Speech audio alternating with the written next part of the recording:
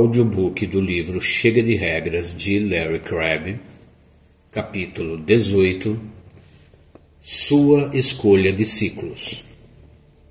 Penso que estou começando a entender porque Jesus nos disse para esforçarmos ao máximo a fim de seguir um novo caminho.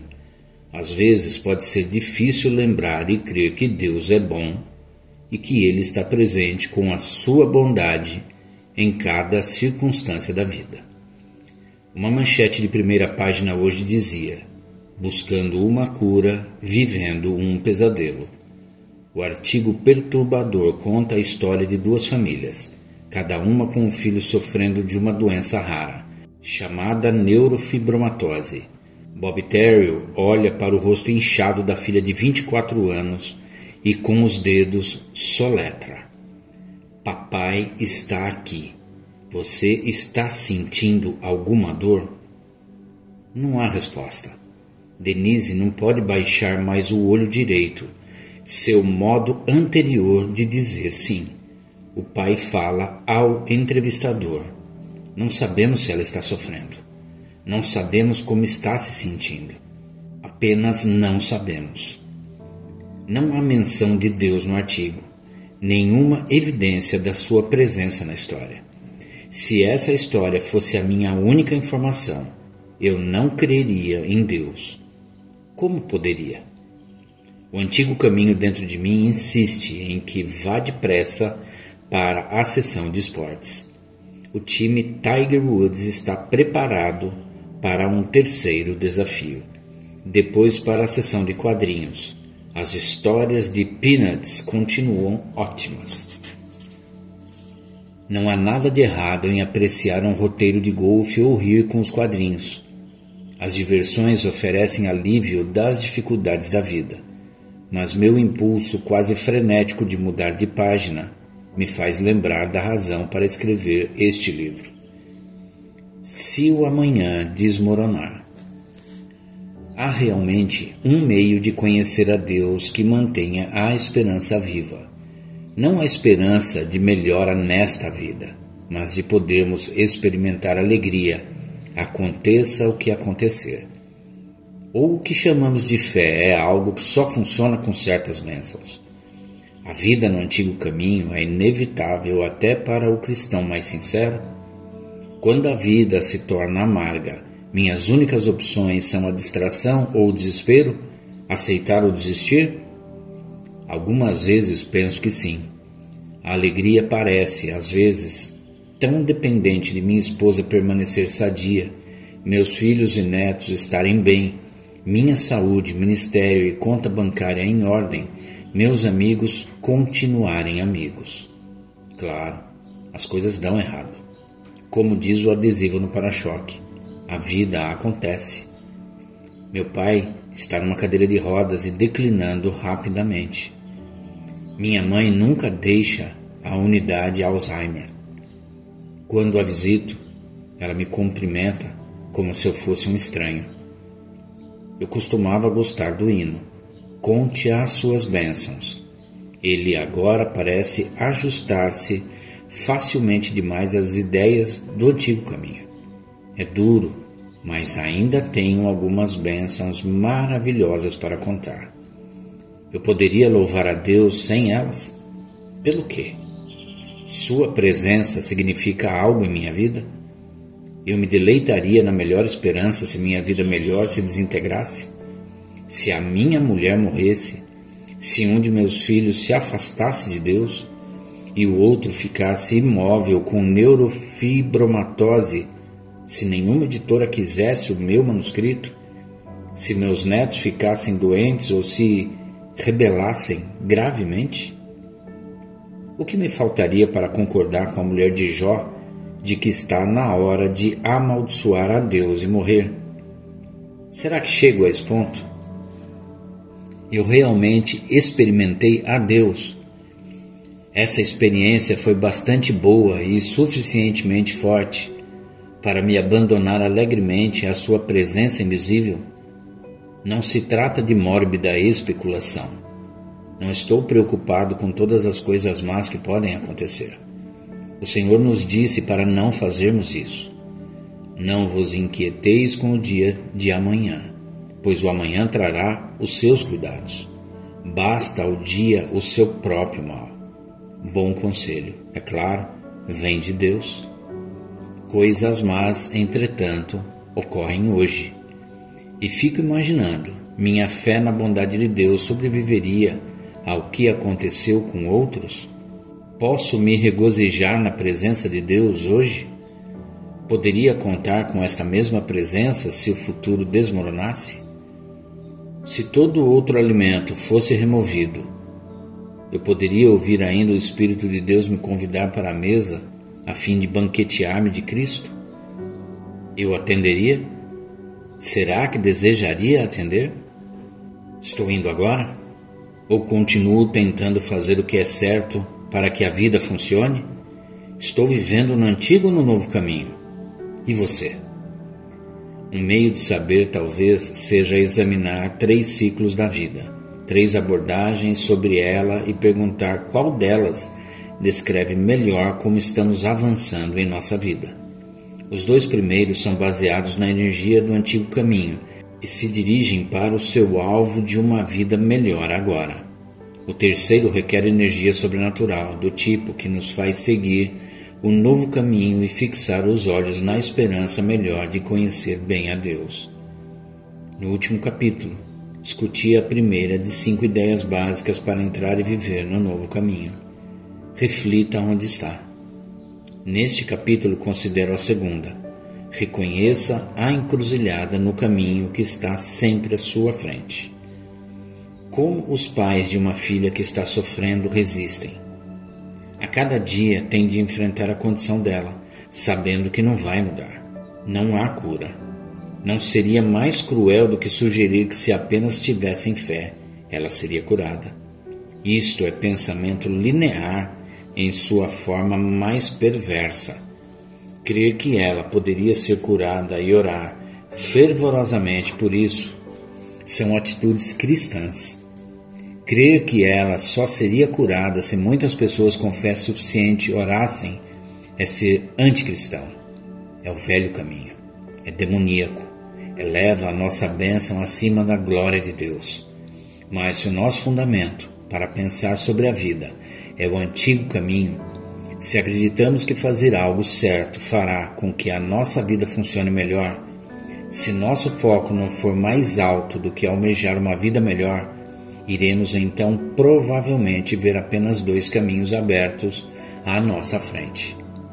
Chamo o primeiro de ciclo de ajuste. Veja como funciona. Antigo caminho. Plano 1. Ciclo de ajuste. Comece negando tudo que não puder resolver. Se for preciso uma bebida todas as noites ou de manhã, beba. Se assistir o seu time atacar o oponente ou rir das piadas de Snoopy ajuda, excelente. Ou talvez 1 hora de oração seja melhor. Ou decorar o Salmo 23. Faça o que for necessário para ficar distante das realidades complexas que podem esmagá-lo. Quer essa realidade esteja no interior do seu coração ou fora, em suas circunstâncias. Depois, se levante por si mesmo. Faça uso de artifícios. A vida é difícil, admita isso. Mas você pode manobrá-la. Vamos ver como. Clubes de striptease? Não, pelo menos por enquanto. Eles agridem o seu comportamento moral. Saia mais. Faça exercício. Junte-se a um grupo pequeno na igreja. Reforme sua cozinha. Leia bons livros. Dê um jantar. Namore alguém. Não, você continua casado. Bem, pense apenas a respeito. Agora que experimentou várias estratégias para resistir, avalie. Veja quais as que funcionam melhor. Você talvez perceba que tomar decisões morais, seguir conselhos espirituais, assistir a conferências bíblicas e orar bastante parece ajudar. Ótimo! O cristianismo funciona. O estudo bíblico em que se envolveu, porém, é tedioso. Você sai mais sozinho do que quando chegou. Desista, não está dando certo. Considere algumas alternativas. Você talvez aprecie jardinagem. Se tiver dinheiro, contrate um jardineiro para ajudá-lo. Agora você está pronto para refinar a sua abordagem para recuperar sua vida. Deixe do estudo bíblico. Continue moral. Plante rosas. Continue lendo. E talvez mude de emprego. Pelo menos mantenha abertas as suas opções. Você nunca sabe como Deus vai guiá-lo. Pronto, conseguiu. Ainda tem dias maus e as noites são especialmente difíceis. Mas está vencendo tudo bastante bem. Às vezes, você se sente realmente bem. É verdade que está comendo muito, mas o alimento é uma fonte confiável de prazer. E você não está gordo, só parece próspero. O importante é sentir-se restaurado. Gosta de si mesmo, gosta de quase tudo na vida e consegue manter distância da dor em sua alma que lhe diz que algo está terrivelmente errado. A necessidade de continuar negando, usando estratégias, avaliando e aperfeiçoando os seus métodos continua, mas por agora você está bastante estável. O antigo caminho está ativo.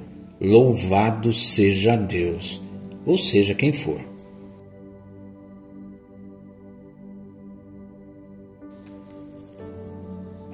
Antigo caminho, plano 2, ciclo terapêutico. O ciclo de ajuste falha algumas vezes. Você não consegue resolver. Quando é incapaz de preparar uma estratégia estável para cuidar da sua vida, a cultura terapêutica oferece os seus serviços. Examine o ciclo terapêutico. A terapia cristã encoraja a vida do novo caminho. Muita terapia que afirma ser cristã não passa de abrandar alguns baques no antigo caminho. Lembre-se da energia básica que nos mantém avançando para a vida melhor de bênçãos. É a determinação de descobrir um meio de fazer esta vida funcionar unida à crença de que tal possibilidade existe. Deve existir. Como poderia ser de outro modo num mundo criado e controlado por um Deus amoroso? Essa mesma energia determina a direção tomada em muitas horas de terapia. Veja como o ciclo terapêutico se desenvolve. Comece removendo a negação. A sinceridade de como você realmente se sente dá início ao ciclo. A terapia cria um espaço seguro para a vulnerabilidade emocional. Alguém o ouve sem desprezo ou julgamento. Isso ajuda. Quando você compartilha suas emoções secretas e enfrenta aquelas que enterrou, sente-se melhor. O fardo parece mais leve. Pronto, você começou bem. Sente esperança. A seguir, vem o discernimento. Se o seu terapeuta é quem dirige, o discernimento pode ser cuidadosamente apresentado. De outra forma, sob a influência de perguntas investigativas, comentários esclarecedores e silêncio oportuno, você pode chegar a novas compreensões sozinhos. Sim, está zangado. Com o quê? Que necessidade sente que continuam insatisfeitas? Como é bom saber que Deus o ama e quer que sinta a alegria de necessidades satisfeita da maneira certa. Você sente gratidão por estar consultando um conselheiro cristão. Pode ver agora que o caso extraconjugal de seu marido mexeu com seu medo oculto de ser abandonada. Seu pai nunca serviu-lhe de apoio, nem mesmo nos momentos críticos. Você vê agora claramente a relação entre decepções anteriores e as mágoas atuais. A direção acompanha o discernimento. Que curso de ação a sua nova percepção sugere? Como lidou com a negligência de seu pai? Você se tornou uma moça boazinha reprimida, sempre tentando agradar, desesperada por qualquer bocado de atenção? Foi isso que fez com seu marido. Muito bem, esse é um novo discernimento. Agora sabe o que fazer. Está na hora de contar a ele os seus sentimentos. Deixar de ser uma mocinha neurótica e se tornar uma mulher positiva, adulta, que respeita a si mesma. Ao pensar em tornar-se esse tipo de mulher, sente que está viva. A energia do eu invade todo o seu ser. Você se sente forte, inteira, pela primeira vez na sua vida. Tem também necessidades e ele vai saber quais são. Você se empolga com a sua liberdade recém-desenvolvida. Mas dá medo. O que ele fará?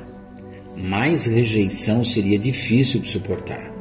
É preciso, no entanto, que corra o risco. Deve tornar-se autêntica. Ponha de lado o medo.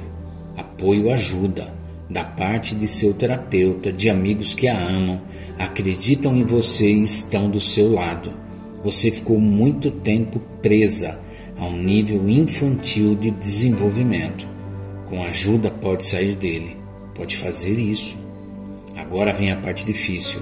Está na hora de alinhar o seu comportamento com o seu discernimento, a fim de avançar nas direções que agora parecem tão certas, e fazer isso com apoio. Lembre-se de que Jesus ama você. Ele está a seu favor. Quer que ame a si mesma e sinta liberdade para ser quem é. Imagine Deus aplaudindo você. Deixe que Ele seja, juntamente com o Espírito, seu principal grupo de apoio enquanto segue o antigo caminho para uma vida melhor. Enfrente a vida. Peça ajuda se precisar. Conforme-se com este mundo. Deixe sua mente permanecer fixa na ideia de que a vida gira ao seu redor e que Deus está aqui para ajudar. É o antigo caminho. Existe, no entanto, um novo modo de viver, radicalmente diverso. Fique imóvel. Reflita sobre onde está. Você tem usado Deus para fazer sua vida funcionar. Isso o coloca acima dele. Está insistindo para receber bênçãos, pelo menos algumas. Você não está desejando bênçãos, está exigindo. Está dependendo delas para a sua alegria. Deus não é o seu supremo tesouro. Cristo não é proeminente em sua vida. O Espírito permanece apagado em seu interior. Seu convite para você banquetear-se em Deus continua ignorado. Como vê, o que está acontecendo em seu íntimo, quando identifica o sinal vermelho, o faz sentir-se mais do que um pouco constrangido. Na sua humildade você ouve o Espírito sussurrar: há um novo modo de viver, há outro caminho a seguir. O único plano do novo caminho, o ciclo espiritual. A nova vida começa na cruz. É ali que você compreende quão arrogante é. Não acolhe as provações. Não viver para um propósito maior do que evitá-las ou anulá-las caso venham. Sua ambição não ultrapassou a ideia de uma vida que funcione bastante bem. É possível que tenha disfarçado o seu narcisismo, vestindo-o com roupagem cristã. É possível que encontre satisfação no ministério, purifique a sua vida, vença o seu vício sexual, viva segundo o livro. Você percebe, entretanto, agora, que nada disso tinha Deus como centro. A glória de Deus nunca teve muita importância para você. Qualidade de vida é o que busca. O cristianismo ou a cultura cristã lhe dá significado, o senso de comunidade e o respeito que deseja. O ciclo espiritual começa com quebrantamento. Ele faz sofrer. Os dois ciclos do antigo caminho são muito mais amáveis. Depois do quebrantamento, o Espírito leva ao arrependimento. Você supôs que merecia satisfação. Pensou que, com a ajuda de Deus, poderia conseguir isso. Acreditou estar vivendo a vida cristã. Como pôde se deixar enganar a tal ponto? Pensou que Deus estava aqui para colaborar com seu programa, mas só Ele pode dizer: eu sou. Você só pode afirmar: sirvo conforme o teu prazer. Este é, de fato, um novo modo de pensar. Sua mente mudou. O arrependimento teve início e ele parece ser puro, certo, estranhamente positivo. O Espírito então o move do quebrantamento mediante o arrependimento para o abandono. Quando bênçãos encheram sua vida, viveu para elas, não confiou em Deus, negociou com ele para manter a vida funcionando, mas agora, olhando para o rosto inchado de sua filha, deixando sozinho o tribunal de divórcio, orando por seu filho que vive um relacionamento homossexual com um amigo, você resiste ao impulso de correr para os quadrinhos, assistir a TV ou beber um martini. Resiste também à tentação muito real de amaldiçoar a Deus e afogar suas mágoas como puder. Mais difícil ainda, resiste ao desejo de prosseguir nobremente e apresentar-se a outros como um mártir corajoso. Em vez disso, ouve o Espírito falar por meio da Bíblia. Este mundo está em decadência. Acontecem coisas sem motivo aparente. De alguma forma, entretanto, em meio a tudo, Deus está contando uma boa história. Sem o final, a história não é boa. Mas nada acontece nem acontecerá sem que Deus possa remir os pecados a fim de permitir o avanço da história ao seu glorioso clímax. Você crê nisso? Abandona-se, portanto, ao Deus invisível, aquele que por um instante se tornou plenamente visível enquanto pendia da cruz. O abandono, talvez surpreendentemente, desperta confiança. O Espírito testemunha ao seu espírito que você pertence a Deus, que Ele está fazendo com que todas as coisas cooperem para o bem que a eternidade irá justificar a sua escolha de abandonar o conforto da sua alma a este Deus misterioso, quase sempre invisível, aparentemente volúvel, certamente imprevisível. Quando você vivia no antigo caminho, não tinha plena confiança de que ele se achava presente em você, colaborando com os seus propósitos. Porque não estava. Agora que está vivendo para a sua glória e se achegando a ele para gozar da sua natureza, sente uma confiança cada vez maior de que ele se acha realmente presente, mesmo durante a sua noite mais escura. Você sabe, porque o Espírito lhe diz que ele está presente enquanto você anda pelo novo caminho em direção à melhor esperança de conhecer, glorificar, gozar e revelar a outros o Deus maravilhoso, espetacular que se encontra realmente ali. A confiança dada pelo Espírito de que Deus está ali e merece que creiamos absolutamente nele gera a liberdade de expor o que está mais vivo em você. Você começa a sentir algo no mais íntimo do seu ser. Pode levar algum tempo, mas em algum ponto você percebe. Essas são as fontes de água viva. Quando tropeça feio, continua ouvindo Deus cantar. Tem uma nova pureza. Quando se lembra do abuso sexual que sofreu, pode caminhar de cabeça erguida. Tem uma nova identidade. O impulso para o pecado sexual, embora forte, não é o que você realmente deseja. Tem agora uma nova inclinação. O sofrimento que antes o esmagava não está mais no controle. Você tem um novo poder. Sente-se livre para ser quem ansiava. Amoroso, alegre, tranquilo, paciente, bondoso, amável. Nunca com perfeição, mas algumas vezes, pelo menos, sinceramente. E agora louva a Deus e a ninguém mais. Os dois ciclos do antigo caminho nos tornam dependentes do funcionamento da vida, pelo menos razoavelmente, e de nossos recursos para fazer com que isso aconteça. Ao encorajar o movimento em direção à vida melhor de bênçãos, eles mantêm a pressão. Temos de fazer as coisas darem certo. Esses dois ciclos nos deixam vulneráveis ao orgulho quando a vida funciona e ao desespero enfurecido quando isso não acontece. O ciclo do novo caminho, o caminho do Espírito, atrai-nos para a melhor esperança de nos comprazer em Deus. Ele oferece tudo de que precisamos para nos aproximar sempre dele, sem levar em conta o que a vida nos traga, em vista de o Espírito suprir os recursos necessários para alcançar nosso alvo. A pressão acabou. O novo caminho aguça o nosso foco sobre a razão da vida. Esta é, então, a terceira das 5 ideias básicas sobre como viver o novo caminho e a que examinaremos a seguir: reorientar nossas metas.